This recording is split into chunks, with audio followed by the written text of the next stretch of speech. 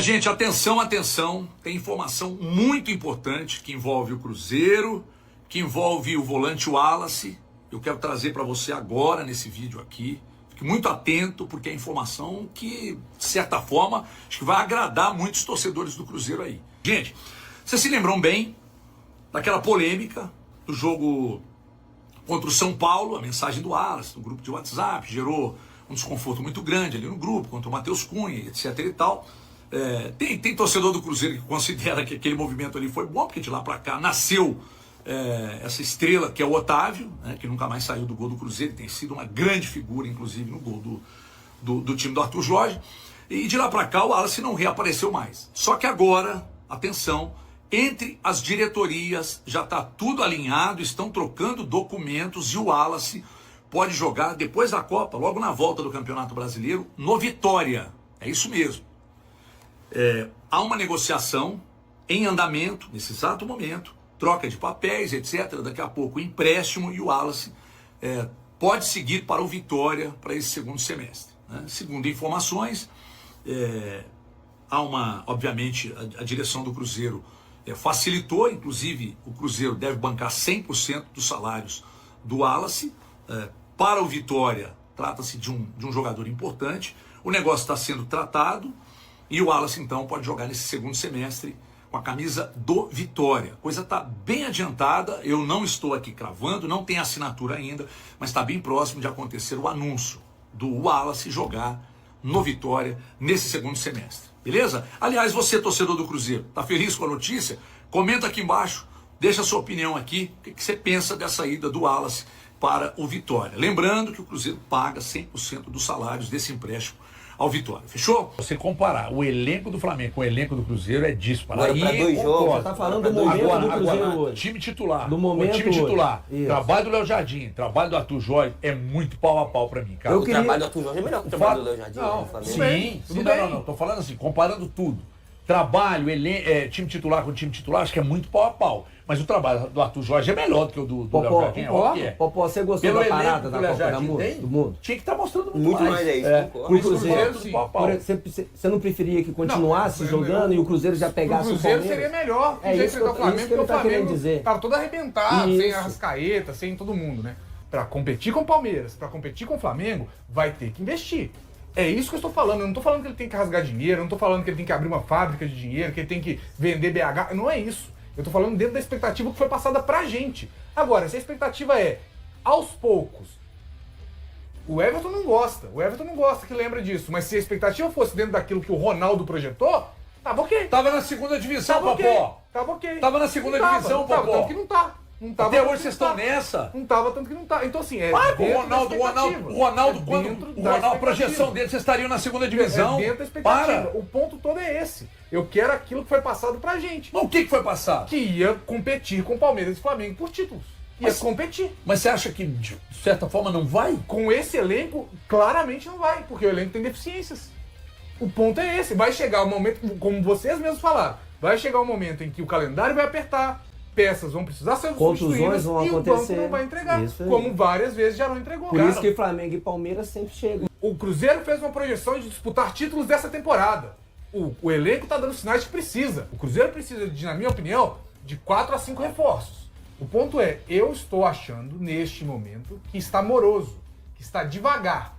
E aí isso levanta a dúvida do Everton. A gente, imprensa no geral, aqui, os outros veículos, a gente não está sabendo que as negociações estão acontecendo ou de fato as negociações não estão acontecendo? Porque se elas não estiverem acontecendo, cara, passa assim. Olha só, já se passaram 2 semanas de férias. Assim, ó, rapidinho, ninguém viu passar. Os times já se representaram. Então eu acho que tem que ficar muito atento na velocidade em que se faz os negócios também. Porque o retorno vai cobrar. O retorno vai cobrar ritmo, o retorno vai cobrar físico, o retorno vai cobrar entrosamento. O Cruzeiro tem um Flamengo pela frente da Libertadores, é um jogo dificílimo.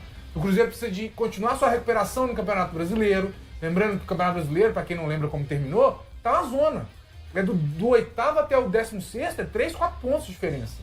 Então eu acho que isso precisa ser melhor analisado, tá? Mas eu concordo, não existe um cenário em que todo mundo chegasse agora, hoje.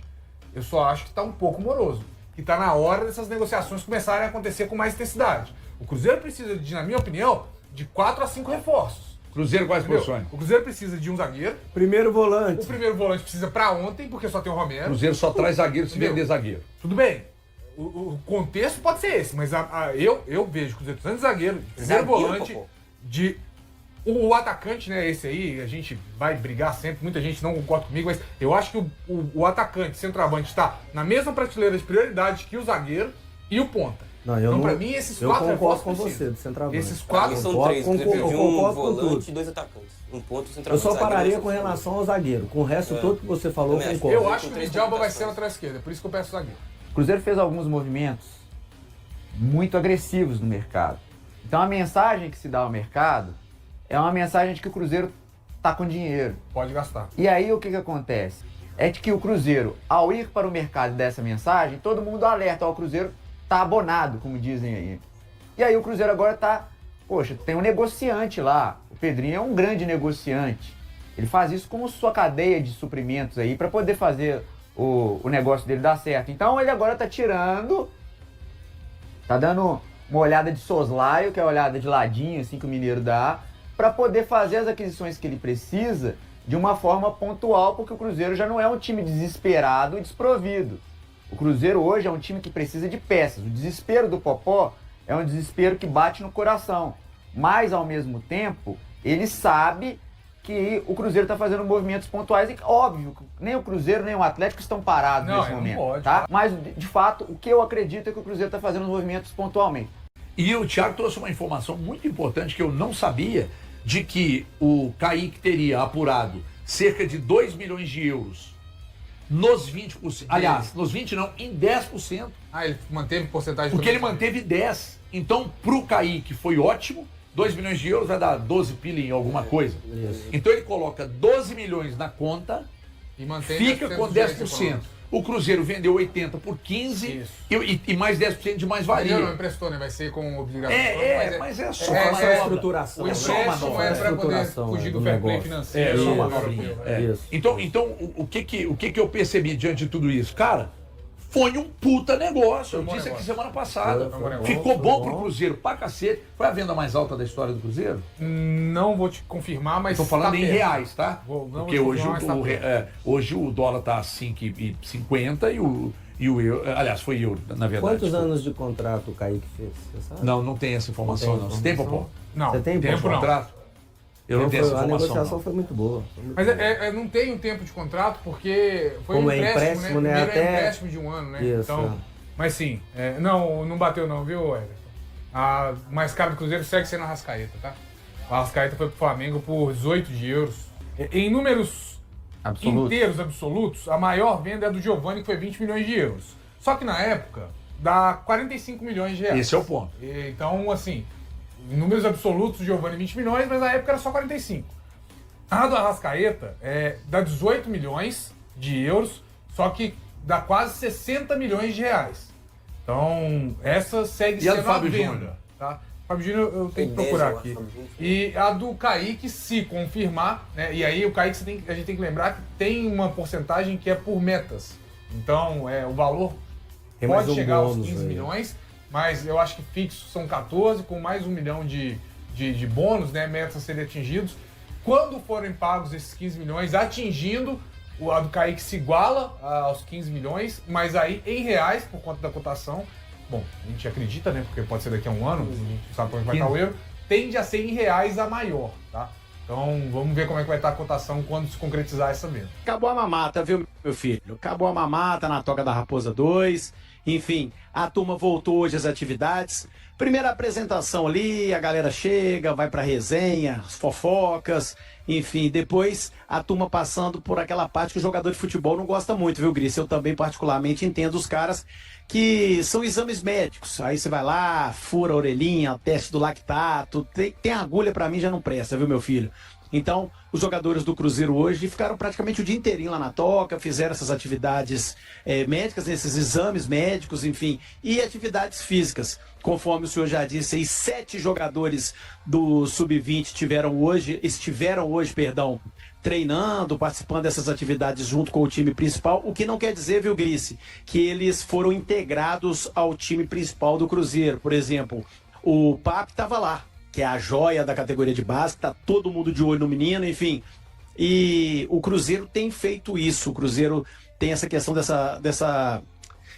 desse início de preparação para a transição dos atletas da base para o profissional. Então, desde a época do Ronaldo, isso começou a acontecer na Toca da Raposa, os jogadores sobem, vão lá, treinam, chegam, tomam café com os titulares, se ambientam ali com o time principal, isso que eu acho muito importante, até para essa fase, né, que o jogador aí busca uma oportunidade do time principal, até para essa questão da transição, que, por exemplo, o Kaique fez uma transição muito bem feita. Gris, por falar no Kaique, esteve hoje lá na Toca da Raposa 2, o departamento de comunicação do Cruzeiro não deu mais detalhes, mas a gente sabe que o Kaique foi lá hoje trocar uma ideia com a galera, se despedir do pessoal, porque ele está indo para o Como da Itália. Tá tudo certo, tudo tranquilo, tudo resolvido. Só um detalhe, né, uma pequena alteração aí na questão contratual, que o Kaique está indo por empréstimo com o Como com obrigação de compra ao final desse empréstimo, tá? Empréstimo de 1 ano, ou seja, ele vai agora nesse meio do ano, esse empréstimo vai até o meio do ano que vem, e aí encerrando-se esse empréstimo, o Como deposita para o Cruzeiro aí a grana referente ao Kaique. Até para fugir daquela questão do fair play financeiro, isso é muito usual lá na Europa, Gris. Então, tudo resolvido. O Kaique vai pro Como e hoje a única cara nova que a gente teve na Toca da Raposa 2 foi do aniversariante do dia o Gabriel Rojas, argentino, que chegou aí para ser o titular do Cruzeiro na lateral esquerda, viu? O futebol de base é completamente diferente do futebol, vamos dizer, adulto, profissional, né? O principal elenco principal é outra história, muda muita coisa. Então é bom para essa garotada ir se adaptando e é bom para os caras também darem moral para os garotos, né? Colocar o garoto ali do lado, conversar, passar um pouco de experiência. Isso é legal, é bem legal. E eu gosto quando os caras, principalmente, são relacionados e viajam com a delegação. Acho que fica mais entrosado ainda. De fato, às vezes é difícil, mas quando dá também, eu acho que é importante colocar ali para treinar de vez em quando. Agora, Amanda, o Kaique saindo, o Gabriel Rojas chegando, o Cruzeiro volta das férias mais fraco do que saiu? Não acredito mais fraco, não. É claro que ainda tem um período de adaptação, né, de ambientação do jogador, primeira experiência no nosso futebol, né, no futebol brasileiro, e aí vai precisar com que a gente tenha um pouquinho de paciência também. Um período legal para poder ele entender a filosofia de trabalho também do Arthur Jorge, já que a janela ainda é somente no mês que vem. Acho que é importante ele ter tido esse tempo também de adaptação, né? Torcemos para que ele possa cada vez mais continuar evoluindo. Acho que o Kaique ele não chegou pronto para o Cruzeiro, para o profissional do Cruzeiro. Ele amadureceu dentro do Cruzeiro, foi um atleta que se mostrou ali muita personalidade, com muita capacidade, com muita inteligência também para poder, aos poucos, ir pegando e evoluindo também. É o que eu imagino que vai acontecer com o Rojas. Entendo que ele é um atleta hoje mais maduro, se comparado ao Kaique, né? Já vivenciou mais coisa dentro do mundo da bola do que o Kaique, o que não quer dizer que ele não vá ser um atleta a se desenvolver dentro desse Cruzeiro. Eu acredito muito nisso. Hoje, tecnicamente falando, vejo o Kaique mais completo, mas com o Rojas com a capacidade de, por estar vivendo o seu auge dentro da profissão, de continuar ainda se desenvolvendo, e agora com a camisa do Cruzeiro, claro. Então, esse pequeno movimento, viu? Fica aí a dica para os diretores de base, de clube, do profissional, de estar sempre fazendo esse intercâmbio, pegando 6, joga para o treinador ver, volta para a base, e na base a gente começa a observar se esses meninos vão continuar com o mesmo comportamento, com a mesma entrega, que não vão se empolgar, que não vão deslumbrar, porque aí na base do Cruzeiro, nos últimos tempos aí, nós tivemos vários jogadores que se destacaram na Copa São Paulo, que depois no profissional se perderam. O Cruzeiro anunciou mais um compromisso para o período de intertemporada em 2026. A equipe mineira enfrentará o Defensor, do Uruguai, em um amistoso marcado para o dia 4 de julho, durante a pausa das competições em razão da Copa do Mundo de 2026. O duelo será realizado no Mineirão. A partida acontecerá às 16 horas de um sábado e servirá para que o elenco retome o ritmo de jogo após o período de descanso. O último compromisso oficial da Raposa foi em 31 de maio, quando empatou por 1-1 com o Fluminense, pela 18ª rodada do Campeonato Brasileiro. Os torcedores celestes poderão acompanhar o confronto no estádio. As informações sobre a comercialização dos ingressos serão divulgadas pelo clube nos próximos dias. Além do duelo diante do Defensor, o Cruzeiro também avalia a possibilidade de realizar outro amistoso preparatório contra o Grêmio. O encontro marcará o reencontro entre Cruzeiro e Defensor após 12 anos. As equipes se enfrentaram pela fase de grupos da Libertadores de 2014. Na ocasião, o time uruguaio venceu por 2-0 em casa, enquanto a partida disputada no Mineirão terminou empatada em 2-2. E aí, galera, o que acharam? Deixem suas opiniões nos comentários. Não se esqueçam de deixar o like, se inscrever no canal e ativar o sininho para receber as notificações. Até mais, Nação Celeste! Vamos pra frente!